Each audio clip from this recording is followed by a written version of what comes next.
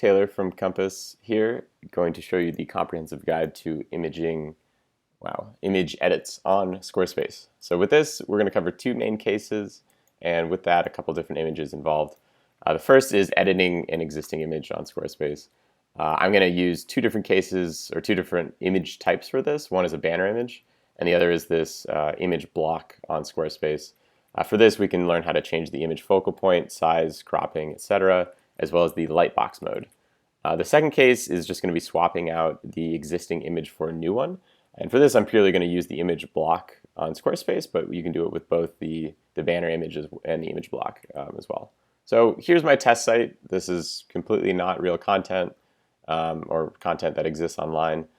This series of images here, this is a banner image up top, and this is just an image block, and I can show you more about that as we dive in.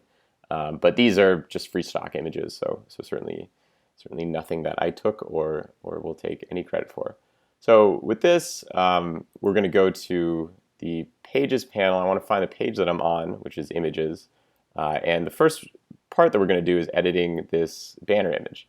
The banner images are not editable by hovering over and finding your edit icon. You actually have to click on this gear here, and then we'll have this page panel come up. And you got to go to the media section of the page in order to find it. So here's my banner image. This is something that I can hover over and click on this little pencil icon to edit things. And with this, as I mentioned here, we kind of have a host of options. I'll show you image focal point in a moment. But the two main useful ones that you want to look for is changing size and cropping. So with this, maybe I got some indicator that my banner image was too big. So let's say I just want to resize it. Go ahead and click here. And this is showing me that it's 2,500 pixels wide and 1,600 tall about. If you change one number, it's going to change proportionally. And for most banner images, we really don't need them to be any larger than 2,000 pixels. This is going to help page load speed, etc. So I'm just going to go ahead and apply that really fast. And then the second option that you could do is cropping the image. Let's say so much of this image is cropped already from it being a banner image that I really don't need to show this top portion or bottom portion. So you can go ahead and click on the crop button. Really nice to choose one of these preset settings just to get something that you know is visually a good ratio. 16:9 is usually a good accepted ratio. Let's say I want to drag this box so it's covering. I like part of this road. I want to make sure that that's reflected in there, and I'll click apply. And then clicking save, it's gonna start propagating these changes. You usually want to hit save several times within Squarespace in order for everything to go. It's going to reload it. And now my new image, even though it doesn't look much different, is going to be different size, a different size to the one that was up here before, which is good, really good for search engine stuff. The next main point here was the image focal point that I wanted to cover. And this, if you hover over it, it'll give you this nice little descriptor of what it was. I think it's kind of in the wrong spot, personally. But let's say you want, when there's like different device sizes involved, you want the focus of this image to be, I don't know, down here in the bottom left for some weird reason. So you can drag it down there, and instead of it being square in the middle, I'll show you what happens. We're going to click save. I'm going to get a different device size here. Give me a second. It's not loading my devices.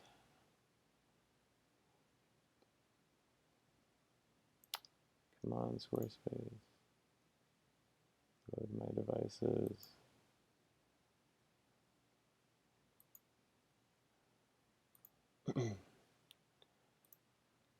All right, here they are. Sorry about that. Sometimes there's some bugs in Squarespace. So this device, let's say that somebody loads this thing on a tablet.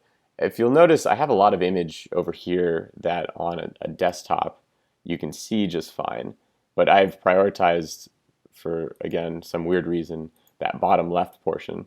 And when it's on a tablet, it cuts off all the image over here. and leaves this side of it pretty much prioritized. And that's because my image focal point is all the way down here. If I change that really quickly to the image focal point to be in the middle, there's going to be an equal portion of this side of the image cut off and then this side of the image cut off. Right now, that's all down in the bottom left. So it's really good for responsive design and making sure that you can always find the focal point of an image. And oftentimes people put that on a face or something like that that they need to make sure that it appears in all views. So that's this first part. I'm going to go back to full screen really fast. Get my browser back to the normal side. I'm going to show you this second case, which is, where'd my notes go? Drag this over. Swapping out the image for a new one. So, we actually were going to do Lightbox mode first. Sorry. So Lightbox mode, we can do that with this image down here. The banner image is not going to allow us to do a Lightbox. So go over the page content and click on Edit. With that, you're going to have this image block. Make sure it is an image block and not like a gallery block or something like that. There's different videos for that we can record. So hover over this and click Edit. And this mode here, Lightbox, if it's not applied, you can go ahead and apply it and see what happens. But basically, when it is applied, clicking on the image is going to zoom into this image. So this has already been applied. I'm going to show you what this looks like when it is being applied. So let's say we're scrolling down here, and I like this image. I want to see a little bit more of it. If you click on it, it's going to darken everything on the sides and just focus in on the image itself. That's Lightbox mode. It's usually better for smaller thumbnail images that you're like, I want to see what that looks like. Click on it, it gets much bigger. So you can edit this mode pretty simply by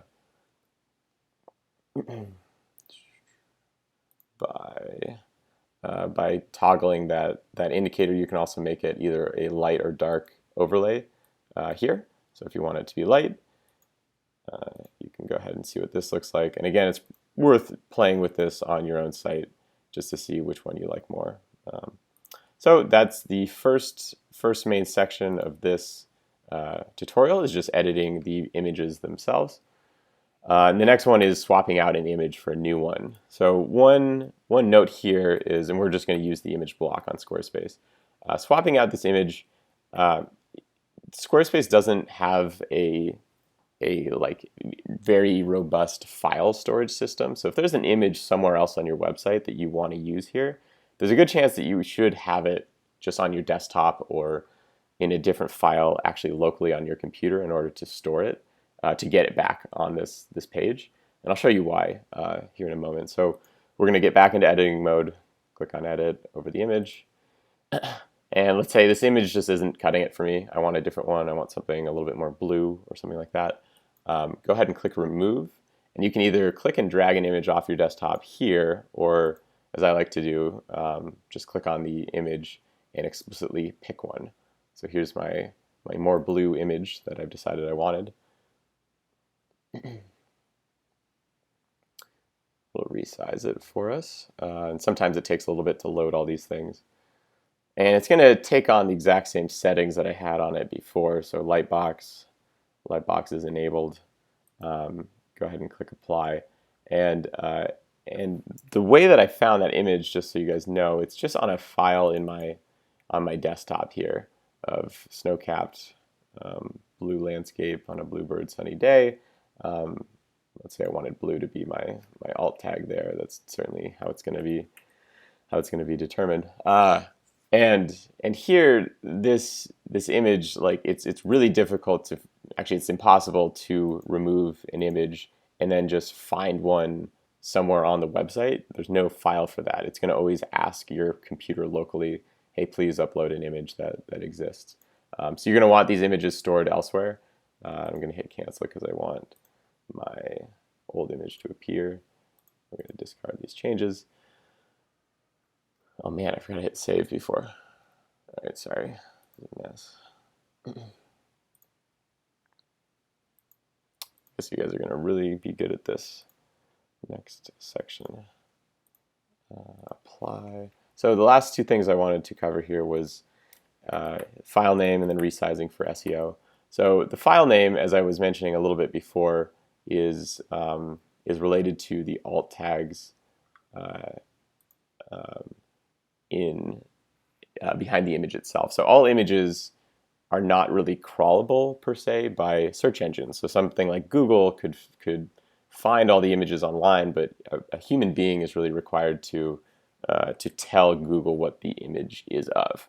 And so people are much better at that than search engines.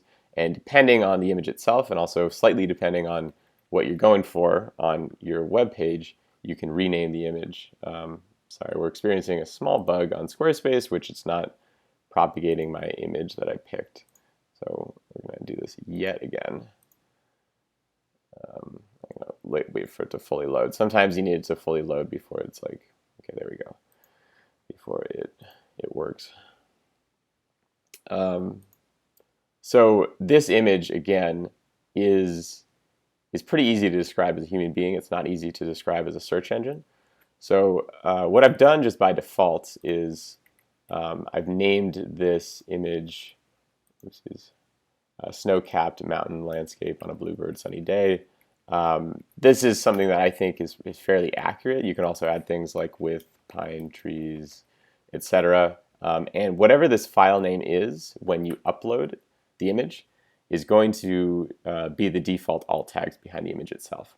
If you want to edit this in line, so like let's say I did an okay job describing what this image was, but I want to do a little bit better job, you can go to this file name, and this will override whatever the file name of the image was when I uploaded it. So let's say instead of all those things I said, I want to say, snowy mountains,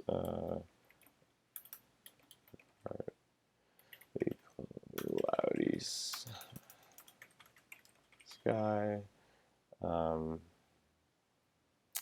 in Colorado. And I'm not sure if that's all true, but pretty much this is now going to be the new alt tag. Hit apply, and that's going to propagate. So very good for search engine optimization. Again, does depend on what you're going for on your page itself. Try to include keywords if possible, but if you're stuffing keywords in an image that doesn't make sense, so a lot of people will name this image something like business development. And it's like, this does not represent business development. This is clearly a landscape. So don't try to trick Google. Eventually they'll figure out and then kind of downrank your page because it was keyword stuffing. So that's image file name. Resizing. So let's say I know that this image is too big.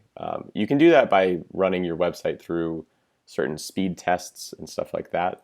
And if it's like, hey, this image here is just too big, it's not cutting it, you need to shrink it. What you can do inline is hover over the image, click again on edit. We're going to yet again go to this edit mode. And similar to cropping an image to get it to the right proportions of, let's say, 16:9 or something like that, we can also resize the image itself. So let's say the image speed test that I found was like, hey, this image is 60% too large. What I can do is some quick math and go 2,500 times 0.6, 1,500, perfect. So if it's 60% too big, I'm just gonna reduce it to 1,500 pixels, and it's gonna go automatically change the height for me, and I can just hit apply here. As you can see, there's no appreciable loss because it looks like the exact same image, and that's a good sign. It should look like pretty much the exact same image when you shrink it, but it's just going to be smaller. It's going to be easier for people to load this image on phones or on a desktop computer or something like that, and just make it a little bit faster. So that is the comprehensive guide to image editing.